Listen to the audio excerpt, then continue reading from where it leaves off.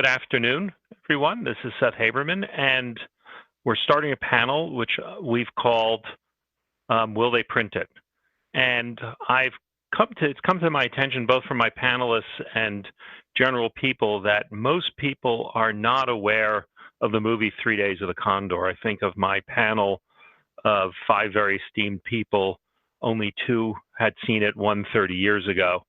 And so I felt like I should give a little bit of context of why I chose that and what its relevance is for today's discussion. It's a fabulous Sydney Pollack movie. And the final scene is where a rogue CIA analyst played by Robert Redford in front of the New York Times building is indicated to another CIA agent that he's given this secret plot to the New York Times. And the last sort of moments of closing scene of the movie, the agent says, "How do you know they'll print it?" And Redford answers, "They'll print it." And he says, "How do you know?" And at that moment, there's a freeze on the frame. And Sydney Pollack describes the scene. He says, "There's a slight doubt, and that's what I wanted. That's why I froze the frame with Redford looking like he might be hunted." Because, there was a attempt, and he's talking about the Pentagon Papers. And he said, we all take this for granted now, this freedom of the press. And so the context of this is today, there are doubts emerging about what the Times will print. And the concern emanates not from the government in many cases, but from new threats, internal, as we saw earlier this year when James Bennett, who ran the editorial page, was fired for printing a flawed editorial from Tom Cotton. So joining me today is an extraordinary panel of experts in media, reporting on secrets and suppressions and the like, and I'm going to introduce them all very quickly, and we'll jump into this. So we have here Steve O. Steve is the Chief Business Officer of the Young Turks, one of the largest and most popular online news publishers. As the Chief Business Officer, he oversees all the business operations of a platform that has 250 million monthly views and 10 million hours of watching time. Kevin, are you bringing these guys on? Are they on? Okay. Eric Weinstein is Managing Director of Thiel Capital, Peter Thiel's investment firm, a position he's held since 2015. He and his brother have been coined the term the intellectual dark web. He's the creator of 2 concepts I'm very fond of, DISC and GIN, which hopefully we'll discuss a little bit. And he has a PhD in mathematical physics from Harvard University. We have Saagar Enjeti. He's an American conservative political commentator. You recognize him by the fact that he's wearing a tie. He co-hosts The Rising, an American daily news and opinion web series produced in Washington, D.C. by the newspaper The Hill. He's previously served as a White House correspondent for the Daily Caller, reported from the Pentagon. He's contributed to Business Insider, National Review, Fox News, and the like. We have Laura Leibman, who's a professor of English and Humanities at Reed College. Her general field of interest is religion and American culture prior to the Civil War. And she's the author of Indian Converts and a separate book, Messianism, Secrecy, and Mysticism, a new interpretation of early American Jewish life, that won the National Jewish Book Award. And Anna Schecter is a senior producer for NBC News Investigative Unit and a regular contributor to MSNBC. Schecter is an award-winning investigative journalist who has covered stories ranging from dangerous Navy helicopters to corrupt State Department programs to Chinese cyber espionage. Prior to NBC, she worked at ABC, where she won a Peabody, a George Polk, 2 Emmy Awards, among others, for her reporting. So we're going to talk a little bit about this idea of why there are things that we might expect to see don't always appear on the news, and why things appear in a way that feels manufactured and the like. And I'm going to start, we're going to do this sort of in 4 or 5 rounds of conversation. And the first one is sort of around this idea of a book that Niall Ferguson wrote called The Square and the Tower. And The Square and the Tower makes the point that there are 2 forces that shape world events: powerful hierarchies and influential social networks. And most history, most historians focus on hierarchy, kingdoms, republics, generals, popes, dictatorships. But throughout history, networks rival hierarchies that that show of force and change in society. And they often evolve from secret networks and conspirators to broad, dense networks that drive revolutions and social movements. The bigger, the denser, and more influential your network is, the more likely it's going to grow even larger and more powerful. Hierarchies and networks coexist. And throughout most of history, hierarchies rule and networks disrupt them. So one of the questions I'm going to start with, I'm going to ask Eric is, you've written a good deal about your frustration with how stories and ideas are constrained, especially in news. Using Ferguson's metaphor, is this a tower problem, meaning a hierarchy problem, or a square problem, meaning a network problem? Well, you're not looking at one problem. You're looking, the idea of the distributed idea suppression complex is that it is distributed, it's emergent. Basically, the major axis at the moment for me is institutions versus individuals. Whatever is screwing up our institutions is screwing up all of our institutions almost without exception across the board. So I don't really want to begin from the point of view that our news system is salvageable. I see it as pretty much a complete wall-to-wall disaster from the far left to the far right and everything in between. And I think that it's important to have a sort of a center of gravity that isn't imagining that what we need is an all-hands meeting at the New York Times and everything will be fine. I think what you're seeing in the case of something like the Jeffrey Epstein story is something that is hardly emergent. It very much has to do with networks. Whatever is going on there is so bizarre and weird that everyone in the world can use it as a test case, much the way we use certain stars when we do astronomy.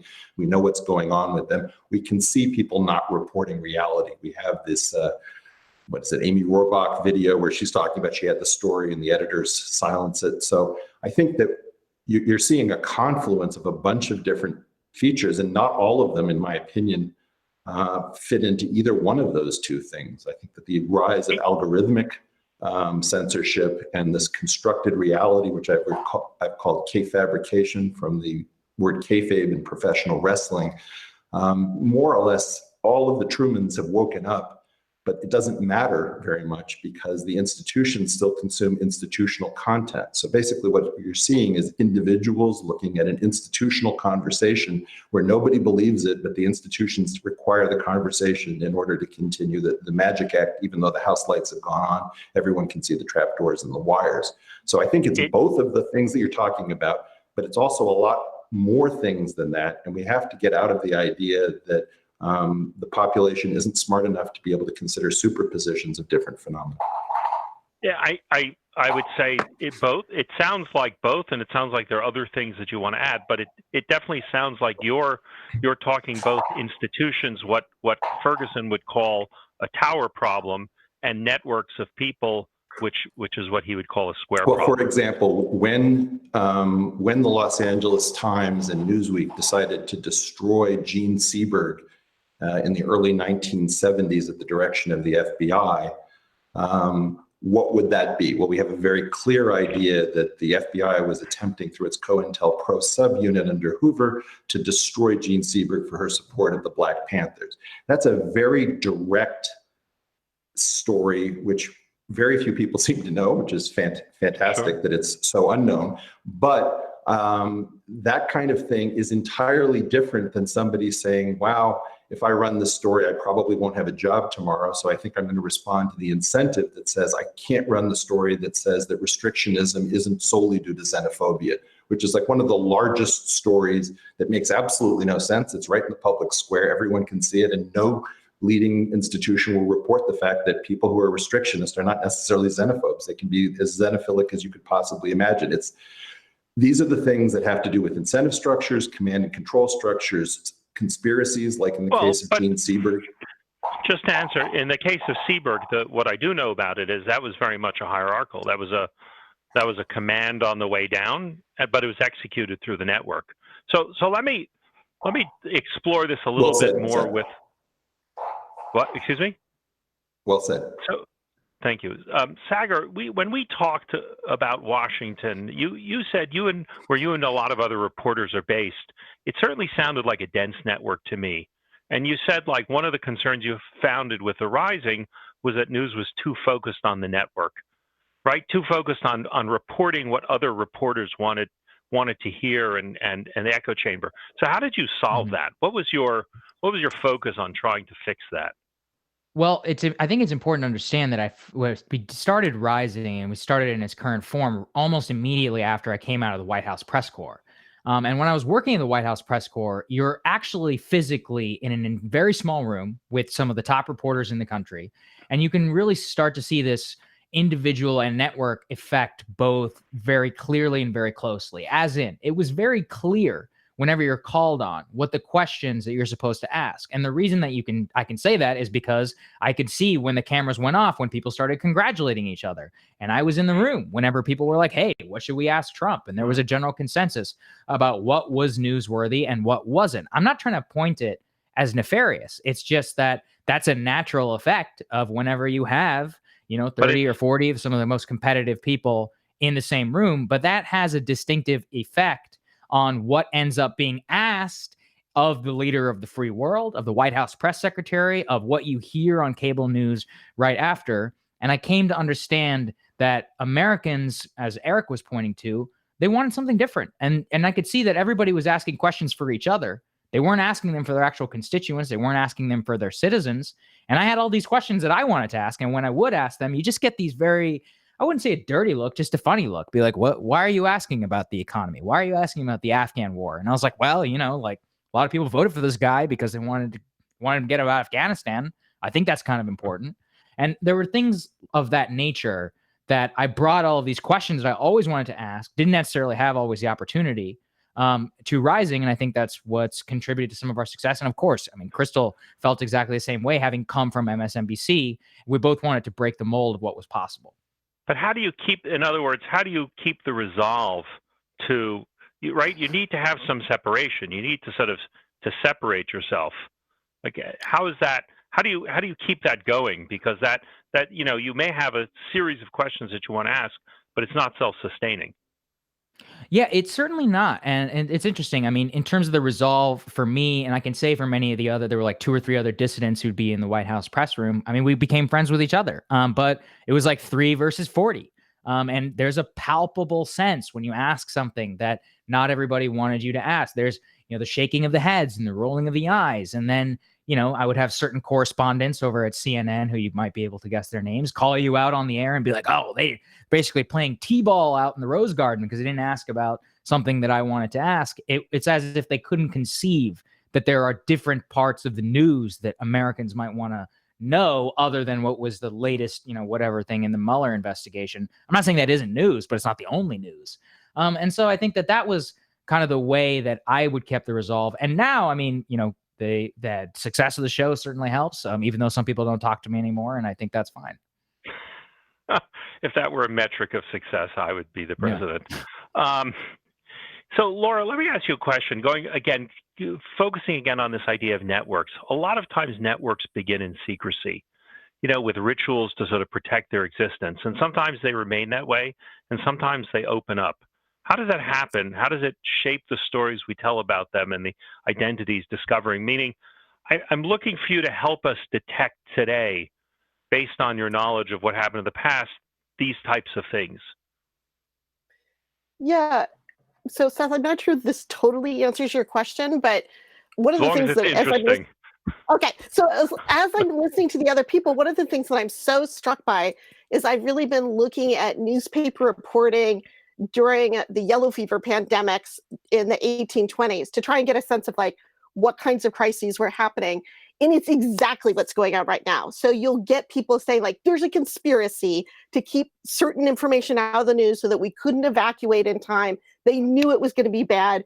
And in general, the response is always, it's a network, that there's something being kept from us. And a lot of the time, it's much more complex than that on the ground, right? Like that there's actually these ways in which people are, yes, they may be collaborating from an outside perspective, but from the inside, they have really separate motivations for why they're reporting in different ways. So I'm really curious when people like resort to the language of networks about secrecy production, as opposed to sort of looking at the complexity on the ground of why people might have motivations to be interested, as Saagar was saying, in different kinds of stories, right? Like what would be in particular, people were very upset that there was an early evacuation in New York during the pandemics in the 1820s because people valued the economy, right? So there was all this like, oh, it's the Jews' fault because they were prioritizing the economy in this city. And so they wouldn't publish about the pandemic. So again, true, there were 2 Jews in charge of a newspaper, but there were all these newspapers that had nothing to do with the Jews who weren't publishing things about it either, right? So very interesting, like how we prioritize which voices are part of conspiracies and which voices are not part of conspiracies. So again, I'm not sure that's answering your question, but definitely striking to me from the historical perspective of how our issues are different in terms of the ways networks get built. Today are just, with algorithms and whatnot, just so different. And yet the same crises keep happening in terms of newspapers. So it's a better answer to the question that I asked. Anna, so you do a lot of investigative work, and I'm curious, when you sort of think about the next story or decide, is it things that are really secret, things that people don't know about, or just that they can't prove, or things that are out there and just people don't talk, and people talk about them, but they're just not well known? In other words, like, what's the sort of degree that you're scratching at? You understand what I'm saying? Like, is it stuff that's there but nobody could prove it, or is it stuff that you're finding that nobody even knew about, or is it both? It's both. I mean, if you find a story that nobody knows about, but it affects a lot of people and a lot of viewers or readers, then that's, dynamite. But the problem with investigative work, what's hard is it's really hard to prove things and corroborate things and get people to say things, that they know other people don't want them to say on the record. So that might be why some stories don't get out. And it's not for lack of trying. I would say that. And Steve, I'm curious, in watching The Young Turks, which in no means I'm an expert, there's a sort of constant feeling of outsiders telling stories that aren't and won't be covered by mainstream media. But the same sort of forces that compel Fox to not tell a story in a certain way, or compel MSNBC to say, to sort of tell a story in a certain way, do they operate at TYT with just different network metrics? In other words, are you the same as everyone else, but you've just got different metrics? Your latitude is a little bit different, but you're operating the same way. Or do you have a different mechanism by which you're going about sourcing and generating news content? Well, to be perfectly honest, I think it's a little bit of both. That sounds like a fence-sitter type of answer, but it's reality. So, we often, or rather society right now, looks at things as a left-right spectrum. We see it oftentimes more as an insider versus an outsider perspective. And I guess this is kind of harking back to the earlier part of this conversation about networks and all of that. There is this network effect that drives news reporting and coverage. There are many problems with that. One of which I think is advertising and the role that advertising has on what gets reported and what does not get reported. And if there were this evil cabal of conspiracy mongers, sitting behind closed doors, making up all these awful rules, I think that's actually a better situation, because that solution is much easier to come by. But it's not. It's a bunch of different people that are perhaps individually acting rationally, but collectively it has a terrible consequence in terms of what gets covered and what does not get covered. And for us, what we try to do is we try to bring the outsider's perspective. Even if the news story itself may be something that mainstream media is discussing, we try to bring an outsider's perspective, because for example, this whole issue of Russiagate and whether Russia manipulated the 2016 election, I think that is something that is of great interest to insiders. This cloak and dagger international conspiracy, but for regular Americans who are having a hard time making ends meet, it's not that interesting. They don't really care that much. They want to know what their politicians are going to do to make their lives tangibly better. and those stories are not covered nearly as much. So, we always try to bring the outsider's perspective in the way we select stories, but also in the way we cover them. Thank you. That's good. Very good. So, switching to another round away from networks, I had a conversation with a senior executive from a major news organization, and he shared an observation with me. He said, when media companies want to focus on subscription revenue, they focus on what the audience wants to hear.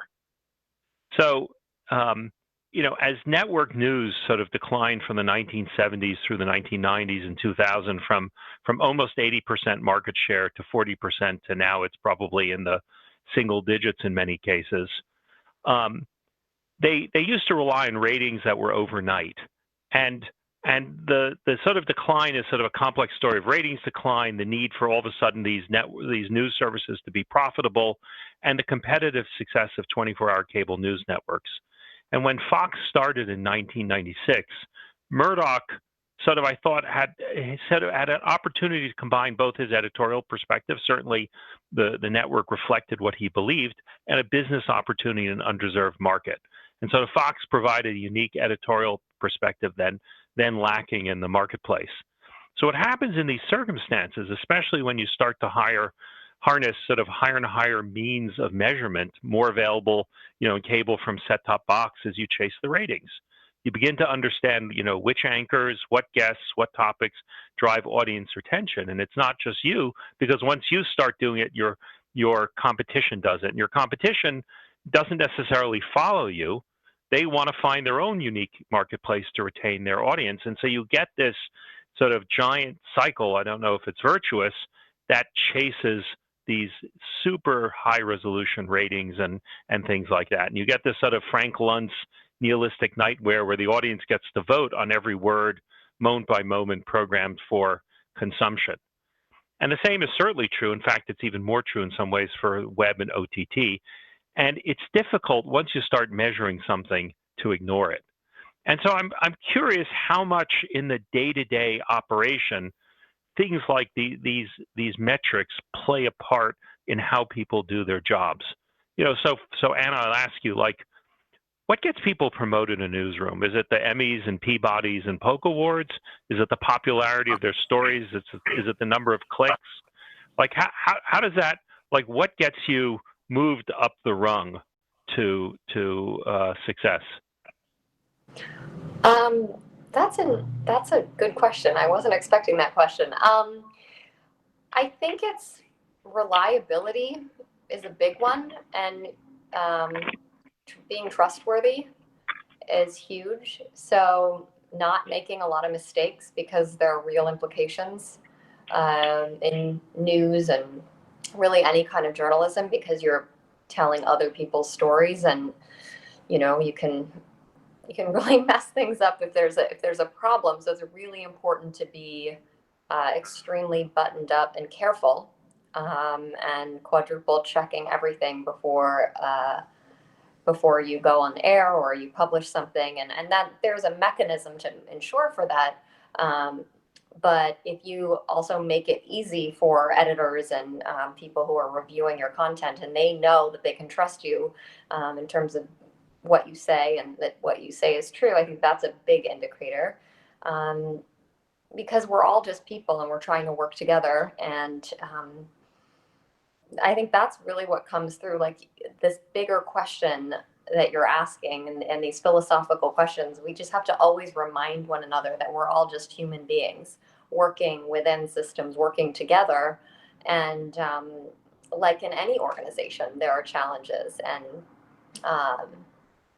making it kind of easy to work with your colleagues and being trustworthy and reliable, I would say, is probably the most important thing to move up in journalism. So that's sort of, it's an interesting thing, because that a little bit sounds like what Saagar was trying to escape from.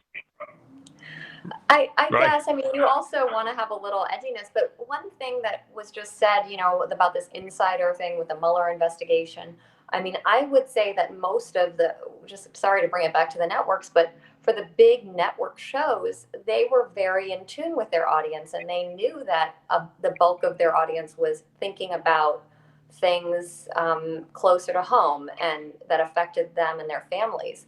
And so you didn't see that much of like that inside the beltway coverage. You saw a little bit, but not as much. I would actually argue that on some of these other shows, like Saagar show, like maybe it's more, there's more debate about it, as you would see on the cable shows. I mean, one of the questions I have about that whole, I'll just throw this out, is when you finally heard Mueller speak more than a sentence and testify in front of the Senate, you said, oh my goodness, this is the man they put in charge? Like, this Marine and this, 40-year veteran in the FBI, and he was almost incoherent at times. This press must have known this for months. Like, this couldn't have been a secret. How did that never get out? Like, how did we never hear about this? See, that to me, I mean, you're bringing again this kind of like conspiratorial assumption. No, I'm asking anyone. I'm not picking on you. I'm asking anyone. Like, was I the only one who was surprised when you actually finally heard him speak? I don't even know that that's the clearest example. I have to confess that I'm completely perplexed by what I'm hearing, because I think it's a sort of an insider concept of, and again, nothing against Anna, this is something that's very common. If you want to be trustworthy, you have to do things that indicate that you're not captured by the interests that everyone expects that you're captured by. So doing that 10-minute piece on Joe Biden's cognitive decline and the sexual assault charges against him, different from how they were handled against Trump and Judge Kavanaugh. There are all sorts of things that you do to show that you are not only, and I think what Anna's talking about is like a fact level version of reliability, that every fact that is said is actually can be tied to ground truth. That's not where the credibility crisis is coming from. The credibility crisis is coming from the fact that the lights are on in the house and everybody can see, and nobody show looks like it's reporting counter narrative news. And I think that the key missing concept is probably the idea that you're trying to be reliable and accurate and understandable within many, many constraints. And what people are looking for is not the things that get you promoted from within the constraint system. It's the question of what Saagar is doing, or what Steve is doing with TYT, or what I might be doing, which is, are you going to go after the constraints? Which is, when do we get the half-hour show on Joe Biden's cognitive decline from a left-wing source? When do we get the problem? Eric, I'm 100% behind you, but I'm just trying to get at one piece at a time. And one of the pieces that I wanted to get at is, how much does the sort of pursuit of ratings, of metrics that people are rewarded on success, play a role in how they decide what content is? Like, so Saagar, do you have a meter in front of you that tells you what the instantaneous ratings are second by second, or how quickly do you get that information, and how much does it drive what you're going to cover and what you don't, because you suspect it won't be popular? I'll come back to you, Eric. Yeah, look, I'll be honest. We have second by second stuff. That's the beauty of YouTube. And we know a lot better. We know our audience a lot better than anybody on cable and anybody who works in network, because they have to commission studies, and Nielsen is notoriously unreliable and all of that. But I don't think that's necessarily a bad thing. And I'm not saying that we don't cover things because we know that it'll do well, but we cover things all the time that we suspect won't do well, and then it blows it out of the water. So it's not like it's an exact science at the same time. I would just challenge the idea that news has to appeal to all people of all stripes, because I actually think that one of the worst things that we did was basically the consumerification of news in the 1950s, and the ideas of like 3 networks that all have to be able to be advertised on by these major Fortune 500 companies is actually what put into place these constraints and these like corporate controls and these editorial standards, and actually empowered the idea of objectivity that continues to this day. And actually, what's even worse is that many of these networks and papers and others carry over their faux objectivity of the 1950s and the 1960s to the clear, ratings chasing that they are, ratings chasing, subscribers chasing, or whatever the behavior that they're pursuing in the current age and use the veil of the 1950s, 1960s objectivity in order to blatantly chase subscribers, like in the case of the Washington Post or the New York Times or CNN or, you know, Fox News. I mean, I'm not discriminating against anybody. I think everybody's kind of engaged in the same game, and I just wish they would admit the game. If you're trying to chase subs, fine. Like, it's all good, man. You know, we're all trying to make a living here. But just admit it. Yeah. I would love to jump to the greatest failing by the news media of my lifetime, and that was the run-up to the Iraq War. I mean, we obviously got that super wrong, and it wasn't that hard to figure out because a lot of people who weren't in the news business, who weren't in the intelligence business, thought this sounds really super fishy. Yet, all of our news institutions failed in an epic fashion. So, you know, I have a general question to the panel. Did anyone get fired for that? Was anyone in trouble for getting all the stories wrong? I don't think that happened. In fact, the people who were fired, if I can recall correctly, were the few anti-war voices. So it goes even beyond ratings. So I don't know exactly what caused all the news media to, you know, rally behind the war. But Phil Donahue had the #1 show at the time, and he was fired. He was taken off the air. Ashley Manfield was taken off the air. Jesse Ventura was taken off the air because they had dissenting voices. So to Eric's point about the constraints that exist, that really limit the scope of how much you can challenge the establishment, challenge conventional thinking, are there. And you know, the Iraq War played out to a brutal consequences of that happening. You know, trillions of dollars wasted, you know, countless lives lost, and, you know, complete chaos in the Middle East, which directly caused the rise of Al-Qaeda and all the other problems that we still have to this day. So you know, at one point, 70% of Americans believe that Saddam Hussein did 9/11, and he didn't. So that is a major failing by the news media. And I think that is what rise to, you know, the Young Turks, The Rising, and other shows that really try to speak truth to power in ways that in many traditional institutions won't or can't. But let me ask you, based on that, in other words, you've got some constraints. Ratings is one. We're going to talk for a minute about advertisers as being another one. There's another piece which is sort of, you know, your ethos, right? Most news networks have an ethos to sort of unify the culture, right? You know, somebody told me that that they thought that if Roger Ailes was still alive, Fox would be different because, you know, like to paraphrase Walter Sobchak, you know, say what you will about Fox, at least it used to have an ethos. Is that ethos or culture, is that the protector against, you know, against not talking about the lead up to the war? Is that the thing that does it, that protects you against accountability? What, like, I understand you're different, but what's the thing, that's what I'm asking you, that says you're going to cover something more accurately? Is it just by separating yourself? Is it by being sort of this priestly class that's separate?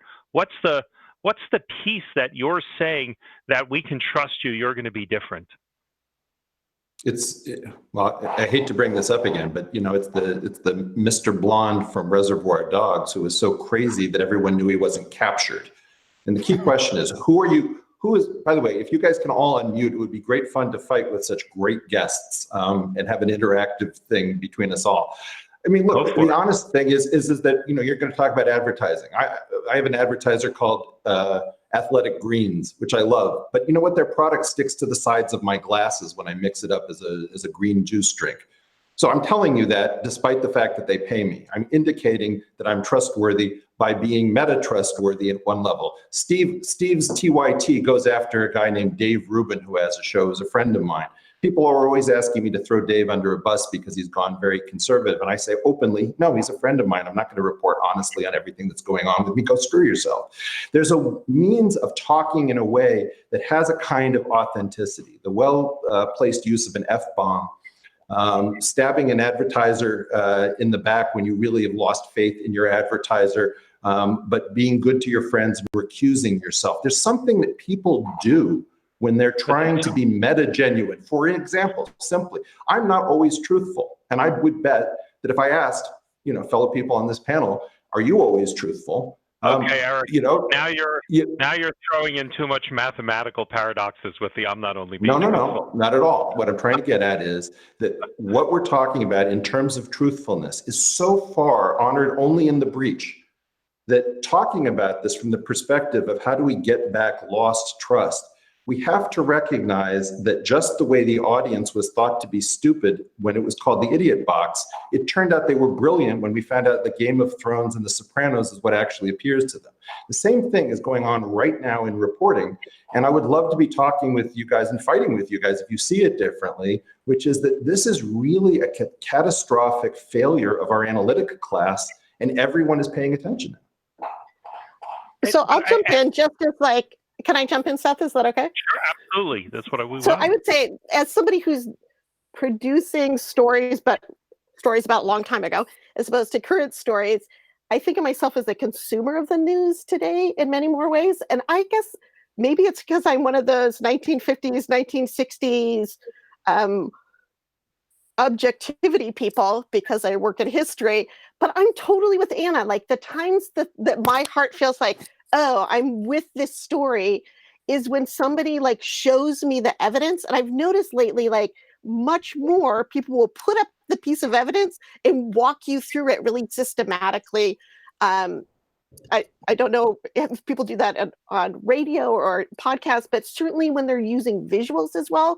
And for me, that was like a game changer in terms of credibility. Like if somebody gives me the evidence that they're using to construct that story and shows me how they got it, and I'm in heaven. So but I don't Laura, know how that fits in yet. You think I'm just biased? No, what I would say if I were to Eric's point is that doesn't step you out of the system. You're still right. You're still in the system and consistent. So I'm going to go real quickly. Totally. One more thing to discuss. So in 1830 there was this fellow Benjamin Day, and he had a paper called the New York Sun, and he became the first sort of real attention merchant. Day had this brilliant idea. Newspapers were very expensive then.